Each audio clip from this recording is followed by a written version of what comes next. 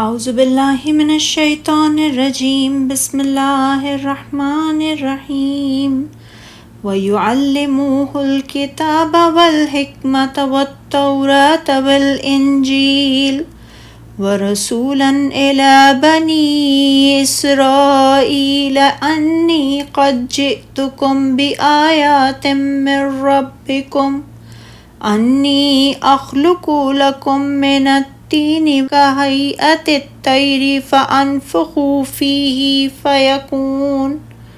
فِيهِ فَيَكُونُ طَيْرًا بِإِذْنِ اللَّهِ وَأُبْرِئُ الْأَكْمَحَ وَالْأَبْرَصَ وَأُحْيِي الْمَوْتَى بِإِذْنِ اللَّهِ وَأُنَبِّئُكُم بِمَا تَأْكُلُونَ وَمَا تَدَّخِرُونَ فِي بُيُوتِكُمْ إِنَّ فِي ذَلِكَ لَآيَاتٍ لَكُمْ إِن كُنتُم مُّؤْمِنِينَ وَمُصَدِّقًا لِمَا بَيْنَ يَدَيَّ مِنَ التَّوْرَاةِ وَلِأُحِلَّ لَكُم بَعْضَ الَّذِي حُرِّمَ عَلَيْكُمْ وَجِئْتُكُم بِآيَاتٍ مِّن رَّبِّكُمْ فَاتَّقُوا اللَّهَ وَأَطِيعُونِ إِنَّ اللَّهَ رَبِّي وَرَبُّكُمْ فَاعْبُدُوهُ ھذا صراط مستقیم۔ اور اللہ اسے کتاب و حکمت اور تورات و انجیل کی تعلیم دے گا اور اسے بنی اسرائیل کی طرف اپنا رسول مقرر کرے گا۔ وہ کہے گا بے شک میں تمہارے پاس تمہارے رب کی نشانیاں لے کر آیا ہوں۔ بے شک میں تمہارے لیے گارے سے پرندے کی شکل بناتا ہوں، پھر اس میں پھونک مارتا ہوں تو اللہ کے حکم سے وہ واقعی پرندہ بن جاتا ہے، اور میں اللہ کے حکم سے پیدائشی اندھے اور برس والے کو اچھا کرتا ہوں اور مردوں کو زندہ کرتا ہوں۔ میں تمہیں بتاتا ہوں جو کچھ تم کھاتے ہو اور جو اپنے گھروں میں ذخیرہ کرتے ہو، بے شک اس میں تمہارے لیے بہت بڑی نشانی ہے اگر تم مومن ہو۔ اور میں اس کی تصدیق کرتا ہوں جو تورات میں مجھ سے پہلے نازل کی گئیں، اور تاکہ میں تمہارے لیے بعض وہ چیزیں حلال کر دوں جو تم پر حرام کر دی گئی تھیں، اور میں تمہارے پاس تمہارے رب کی نشانی لے کر آیا ہوں، چنانچہ تم اللہ سے ڈرو اور میری اطاعت کرو۔ بے شک اللہ میرا اور تمہارا رب ہے، چنانچہ اسی کی عبادت کرو، یہی سیدھا راستہ ہے۔ فرشتوں نے حضرت مریم علیہ السلام کو ان کے بیٹے حضرت عیسیٰ علیہ السلام کے بارے میں جو بشارت سنائی، اللہ تعالیٰ نے اسی کے ذکر کو مکمل کرتے ہوئے فرمایا کہ اور وہ اسے لکھنا، پڑھنا اور دانائی سکھائے گا۔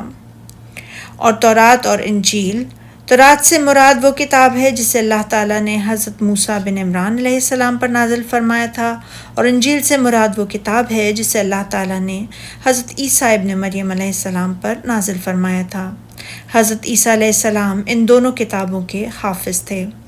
اور ارشاد باری تعالیٰ ہے اور عیسیٰ بنی اسرائیل کی طرف رسول ہو کر جائیں گے اور ان سے کہیں گے میں تمہارے پاس تمہارے پروردگار کی طرف سے نشانی لے کر آیا ہوں،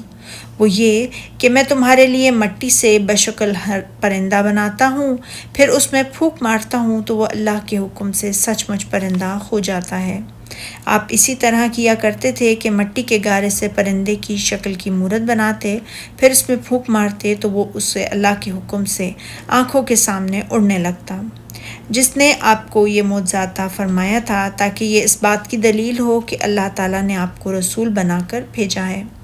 اور فرمان الہی ہے اور اندھے کو تندرست کر دیتا ہوں، اس سے مراد وہ ہے جو مادرزاد اندھا ہو، اور یہ ایک زبردست معجزہ اور ایک بہت بڑا چیلنج ہے۔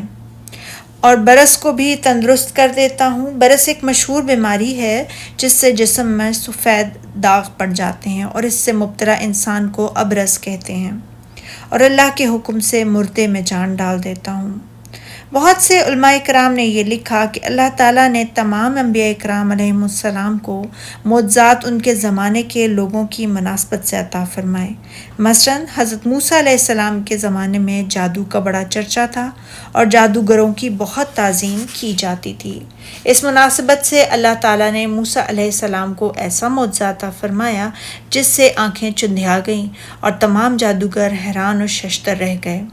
اور جب انہیں یقین ہو گیا کہ یہ معجزہ اللہ صاحب عظمت و جبرت کی طرف سے ہے تو وہ مشرف با اسلام ہو کر نیکوکار بن گئے۔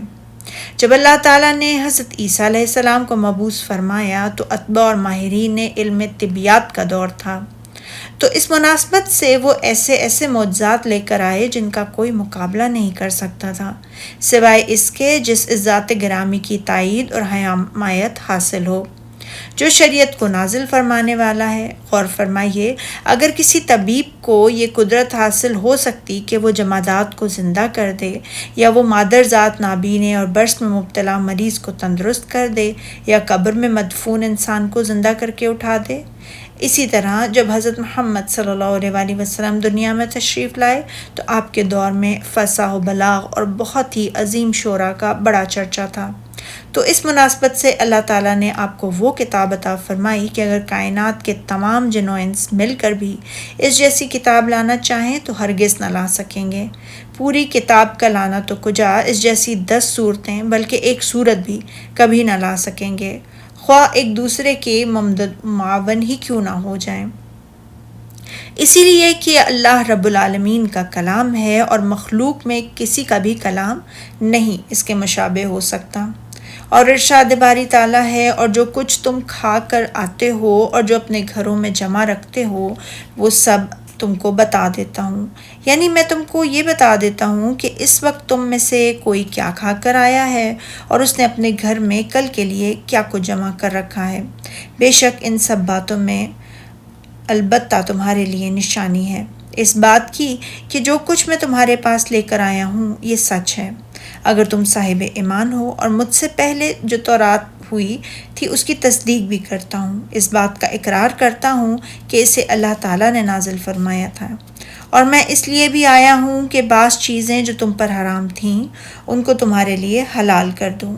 یہ آیت کریمہ اس بات کی دلیل ہے کہ حضرت عیسیٰ علیہ السلام نے تورات کے بعض احکام کو منسوخ کیا، اور جس کے بارے میں وہ غلطی سے جھگڑتے رہتے تھے اس کی صورتحال کو واضح کیا، جیسا کہ اللہ تعالیٰ نے ایک دوسری آیت میں فرمایا سورہ زخرف میں، نیز اس لیے کہ بعض باتیں جن میں تم اختلاف کرتے ہو تم کو سمجھا دوں۔ پھر فرمایا، اور میں نے تمہارے لیے پروردگار کی طرف سے نشانی لے کر آیا ہوں جو اس بات کی حجت و دلیل ہے کہ میں تم سے جو کچھ کہہ رہا ہوں بالکل سچ ہے، چنانچہ تم اللہ سے ڈرو، میرا کہا مانو، کچھ شک نہیں کہ اللہ ہی میرا اور تمہارا پروردگار ہے اور تم اسی کی عبادت کرو، یعنی اس کی عبادت کرنے، اس کے سامنے عجز و انکسار کرنے کے اعتبار سے میں اور تم سب برابر ہیں، یہی سیدھا راستہ ہے۔